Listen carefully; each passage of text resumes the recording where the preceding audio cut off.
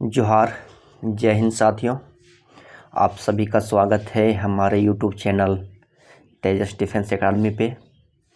ठीक है, और आज जो एक नया अध्याय लेकर हम जुड़े हैं आप लोगों से। ठीक है, हिंदी भाषा ज्ञान का हिंदी काव्य खंड क्षितिज भाग 2 अध्याय 8। ठीक है, और चैप्टर का नाम है यानी कि कविता का नाम है कन्यादान, जिनके लेखक हैं ऋतुराज। ठीक है, चलिए हिंदी काव्य खंड क्षितिज भाग 2 अध्याय 8। ठीक है, कविता का नाम है कन्यादान और जिनके लेखक हैं ऋतुराज जी। ठीक है, तो इसका पिछले वीडियो में मैंने ऋतुराज जी का जो लेखक परिचय था, जीवन परिचय था, कवि परिचय, ठीक है, उसको मैंने पढ़ा दिया है।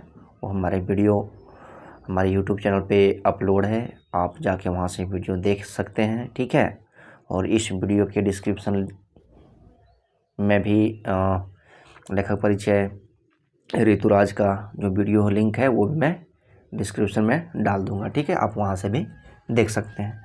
चलिए, तो आज का जो कविता है वो बहुत ही अच्छा कविता है। ठीक है, समाज के बेटियों को जागरूक करने के लिए कवि ने बहुत अच्छी कविता लिखी है।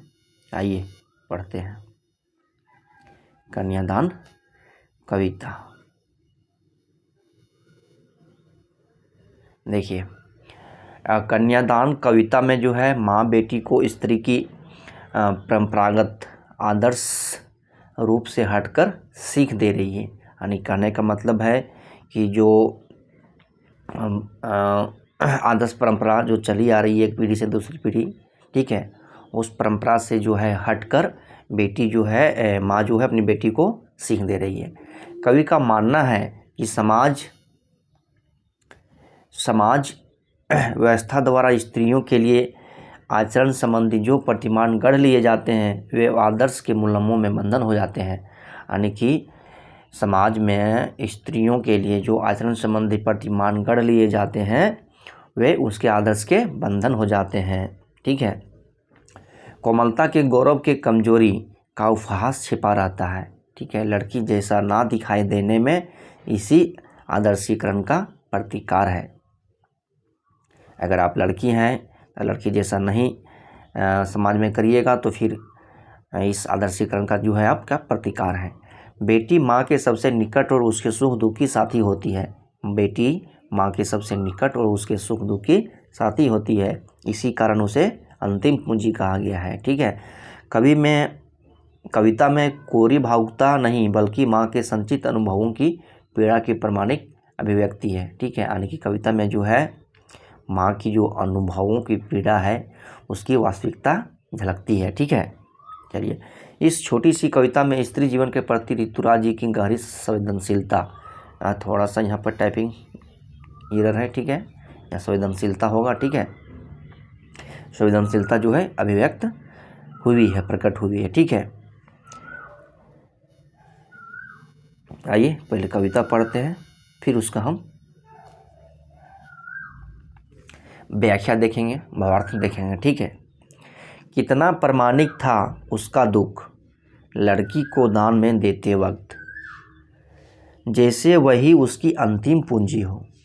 लड़की अभी सियानी नहीं थी, अभी इतनी भोली सरल थी कि उसे सुख का आभास तो होता था लेकिन दुख बाँचना नहीं आता था। यानी दुख झेलना नहीं आता था, लेकिन दुख बाँचना नहीं आता था। पाठिका थी वह धुंधले प्रकाश की, यानी कि उसे भी दुनियादारी की समझ नहीं थी। ठीक है, कुछ तुकों और कुछ लयबद्ध पंक्तियों की, कुछ तुकों और कुछ लयबद्ध पंक्तियों की, यानी कि इस पंक्ति का जो अब भावार्थ समझिए। ठीक है, अपनी भाषा में इसको समझिए। देखिए, कवि जी कह रहे हैं कि उसकी लड़की अभी भोली भाली और सरल थी, उसे दुनिया के स्वार्थी व्यवहार की समझ नहीं थी, उसे ससुराल पक्ष की कठोर सच्चाइयों का और पुरुष प्रधान समाज के बंधनों का ज्ञान नहीं था, उसे विवाह के झंझटों और दुखों का ज्ञान नहीं था, उसे सुख में छिपे दुखों की समझ नहीं थी। उसे तो बस वैवाहिक जीवन के एक या स्पष्ट प्रकाश का एहसास था, अर्थात सुखों की एक अस्पष्ट कल्पना थी। वह तुकों और लय में बंधी काव्य पंक्तियों को पढ़ना जानती थी। आशय यह है कि उसे विवाह के केवल सुरीली और मोहक पक्ष का पता था। वह काल्पनिक सुखों में जीती थी। यानी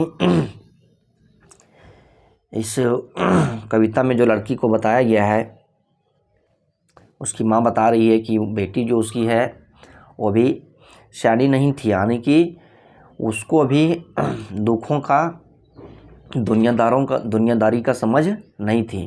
ठीक है, यानी कि विवाह के बाद ससुराल में कितना परेशानी होती है, कितना शोषण होता है, इस सब चीज़ के बारे में उसकी बेटी को आभास नहीं था, जानकारी नहीं था। उनको सिर्फ जो है सुखों का आभास था।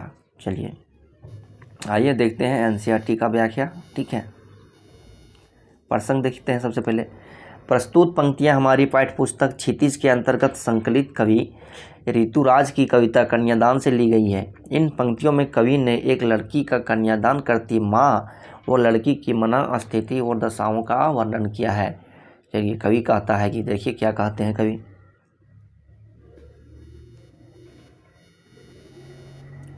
चलिए व्याख्या देखते हैं हम लोग। और विवाह के दौरान अपनी लड़की के कन्यादान की रस्म को पूरा करती माँ का दुख अत्यंत चिर परिचित और प्रमाणिक था।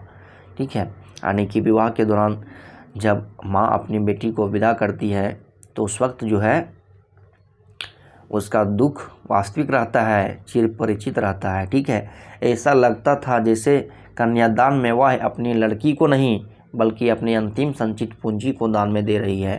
ठीक है, कन्यादान में वह अपनी लड़की को नहीं बल्कि जमा की हुई पूंजी दान में दे रही हो।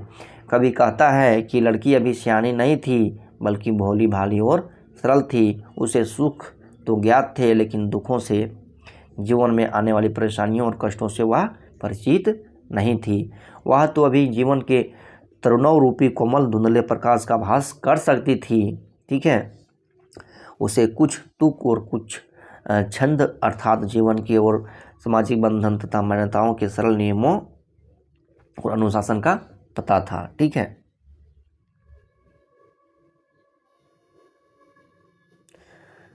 चलिए अगला पंक्ति देखते हैं कविता का। ठीक है, माँ ने कहा पानी में झांककर अपने चेहरे पर मत रीझना। ठीक है, माँ ने कहा पानी में झांककर अपने चेहरे पर मत रीझना। आग रोटियां सेकने के लिए है, जलने के लिए नहीं। वस्त्र और आभूषण शाब्दिक भ्रमों की तरह बंधन है स्त्री जीवन के। माँ ने कहा लड़की होना पर लड़की जैसी दिखाई मत देना। चलिए इस कविता की पंक्ति को एक बार फिर से पढ़ते हैं। माँ ने कहा पानी में झांककर अपने चेहरे पर मत रीझना। आग रोटियां सेकने के लिए है, जलने के लिए नहीं। वस्त्र और आभूषण शाब्दिक भ्रमों की तरह बंधन है स्त्री जीवन के। माँ ने कहा लड़की होना पर लड़की जैसा दिखाई मत देना। चलिए आइए इसका व्याख्या देखते हैं हम लोग। प्रसंग जो है पूर्वत है, आइए देखते हैं, व्याख्या देखते हैं। इस प्रसंग का विस्तार करते हुए कवि बताता है कि उसकी माँ ने उसे सीख देते हुए कहा कि पानी में झांककर कभी अपने चेहरे पर ना रिझना, अर्थात अपने सौंदर्य पर गर्व मत करना, उसे ना समझना। बेटी आग जलने के लिए नहीं है, वह रोटियां सेकने के काम आती है। यानी माँ कह रही है कि ससुराल में जाइएगा, अगर आप पर अत्याचार किया जाएगा, आपको कष्ट दिया जाएगा तो आप आग से मत जलिएगा। ठीक है, उसका आप विरोध करिएगा। ठीक है, वस्त्र और आभूषण स्त्री के जीवन के बंधन है। ठीक है, वस्त्र और आभूषण जो है स्त्री के जीवन के बंधन है। माँ ने कहा कि बेटी तुम बेटी तो हो ना, लड़की तो हो ही पर लड़की की भांति दिखाई मत देना। ठीक है, कि तुम लड़की हो पर लड़की जैसा दिखाई मत देना। कविता के इस अनुच्छेद के माध्यम से माँ लड़की को समाज से तथाकथित रूढ़िवादी आदर्श में ना बांधने, उनका प्रतिकार और उनसे संघर्ष करने की सीख देती है। यानी कि लड़की को समाज से तथाकथित, यानी जो पहले से चली हुई परंपरा रूढ़िवादी परंपरा चली आ रही है, ठीक है, इस तरह से एक लड़की को विवाह के बाद एकदम पारिवारिक बंधन में, पुरुष प्रधान का बंधन में बांधा जाता है, उसको शोषण किया जाता है ससुराल वालों के द्वारा, ठीक है।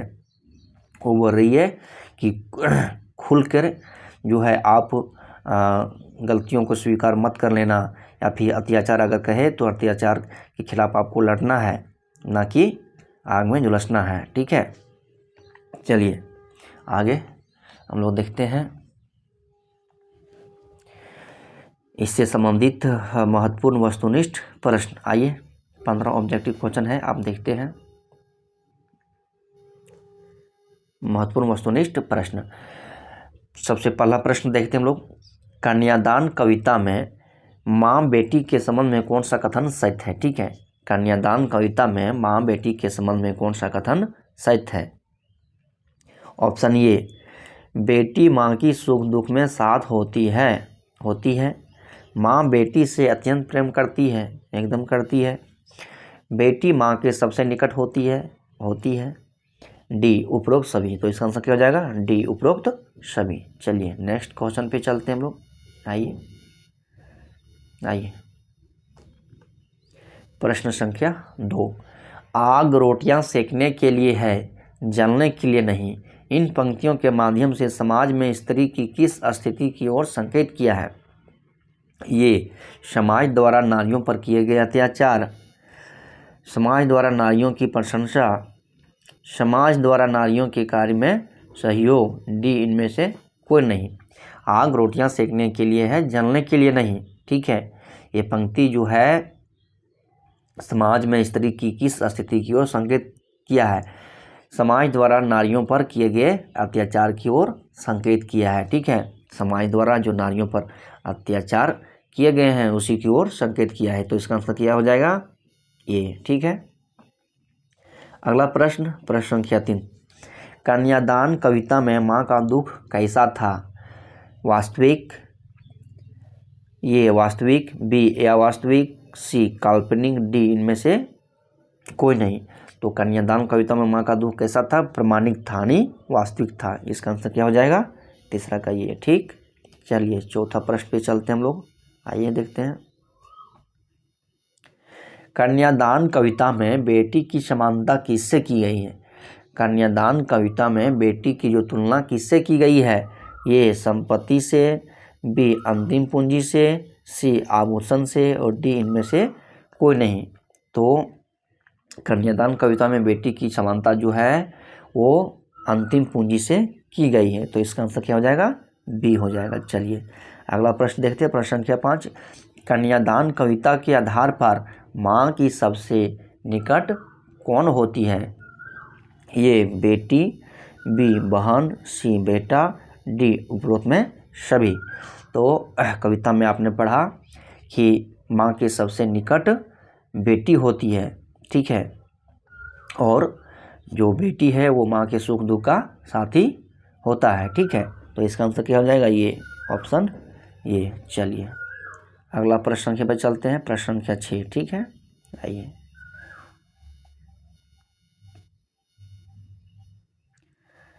कन्यादान कविता के आधार पर लड़की अभी सियानी नहीं थी, इस पंक्ति का तात्पर्य है, ठीक है। लड़की अभी सियानी नहीं थी, इस पंक्ति का क्या तात्पर्य है, ठीक है। आइए देखते हैं। ऑप्शन ए, दुनियादारी की समझ नहीं थी, बिल्कुल समझ नहीं थी। दुखों से अपरिचित थी, सी ए बी दोनों, और डी इनमें से कोई नहीं। तो इसका आंसर क्या हो जाएगा इसका आंसर हो जाएगा सी, ए और बी दोनों, ठीक है। चलिए नेक्स्ट प्रश्न पर चलते हैं। आइए देखते हैं। कन्यादान कविता में माँ ने बेटी को किन परंपराओं से हटकर जीवन जीने की शिक्षा दी, ठीक है। कि कन्यादान कविता में माँ ने जो बेटी को किन परंपराओं से हटकर जीवन जीने की शिक्षा दी। आइए देखते हैं ऑप्शन इसका। ऑप्शन ए सुंदर कपड़ों और गहनों, यहाँ मिस्टेक है, यहाँ गहनों होगा, ठीक है, ठीक है। सुंदर कपड़ों और गहनों की ओर ध्यान ना देने, समाज में आए परिवर्तन को खुली आंखों से देखने, सी अपने अधिकार के प्रति जागरूक रहने, डी उपरोक्त सभी, ठीक है। तो ये सभी शिक्षा जो है माँ ने अपने बेटी को दिया था, ठीक है। चलिए इसका आंसर क्या हो जाएगा, डी हो जाएगा, उपरोक्त सभी। चलिए नेक्स्ट क्वेश्चन पे चलते हैं हम लोग। प्रश्न संख्या 8, कन्यादान कविता के आधार पर लड़की के लिए बाहरी दुनिया कैसी थी। कन्यादान कविता के आधार पर लड़की के लिए बाहरी दुनिया कैसी थी, धुंधले तस्वीर की तरह, गीत के टुकड़े की तरह, सी ए और बी दोनों, डी इनमें से कोई नहीं। तो इसका आंसर क्या हो जाएगा, सी, ठीक है, ए और बी दोनों। आइए अगला प्रश्न पे चलते हैं हम लोग।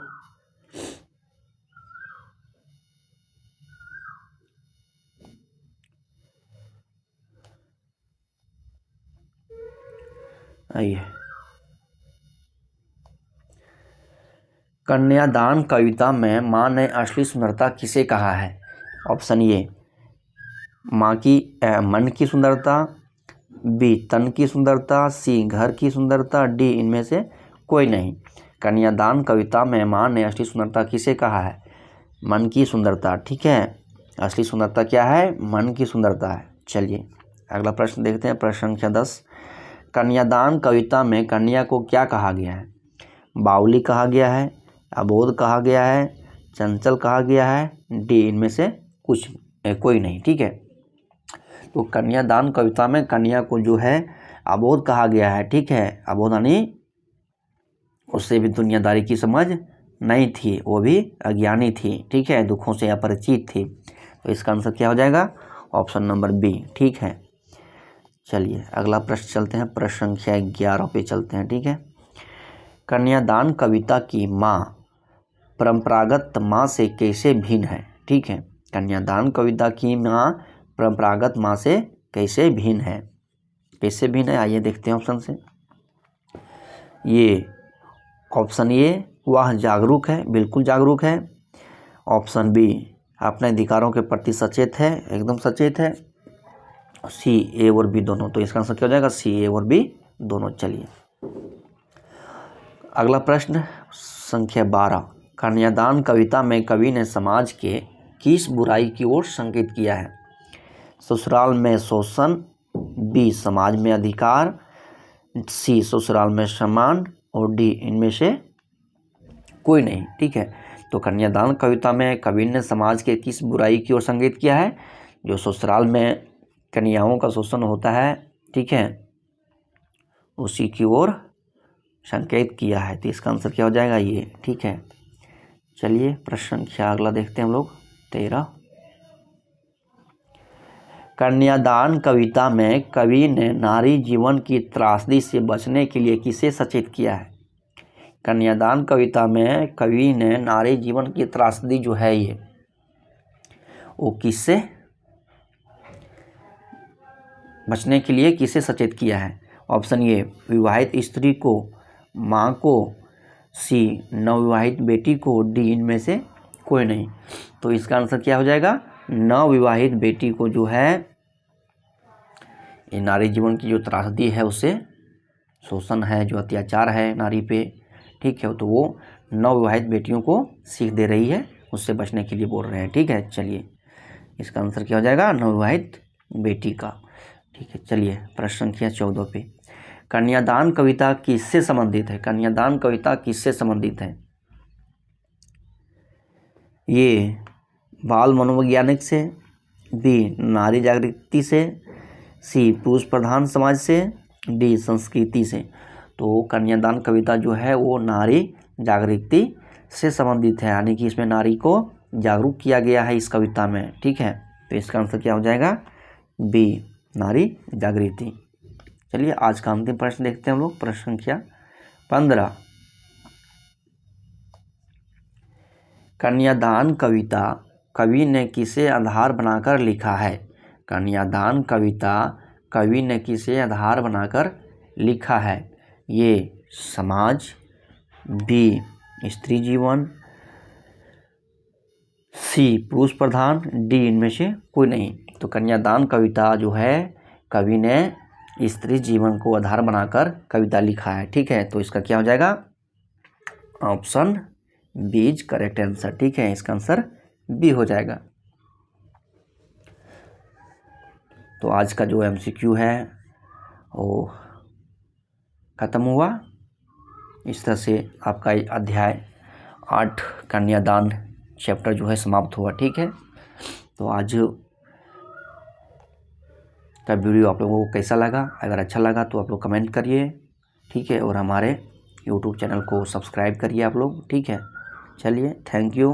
Please like, share and subscribe my YouTube channel Tejas defence academy. ठीक है, तो आज का वीडियो को हम यहीं समाप्त करते हैं।